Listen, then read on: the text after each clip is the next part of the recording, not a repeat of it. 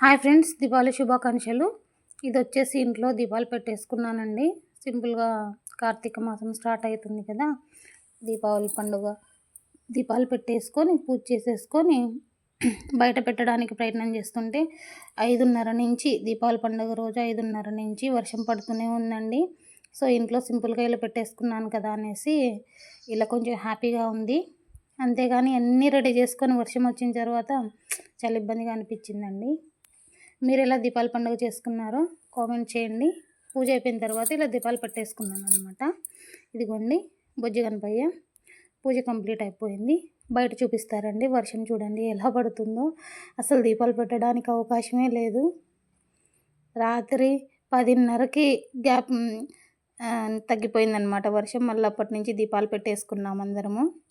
మా ఊరంతా కొంచెం ఇలాగే ఇబ్బంది పడ్డామన్నమాట. వర్షం రావడం మంచిదే కానీ ఇలా దీపాలు పెట్టుకోకుండా ఇబ్బంది అయితే బాగాలేదు కదా. ఎనీహో హ్యాపీ దీపావళి అండి. దీపావళి పండుగ శుభాకాంక్షలు. సో మా వాళ్ళు ధూపం కూడా వేసేస్తున్నారు. హ్యాపీ దీపావళి. ఓకే, క్రాకర్స్ పిల్లలతో జాగ్రత్తగా కాల్పించండి. Okay, thank you so much. ఎందుకంటే ఎక్కువ పెట్టలేదండి, మా ఇంట్లో మగ్గం ఉంది కదా దీపాలు. బాయ్.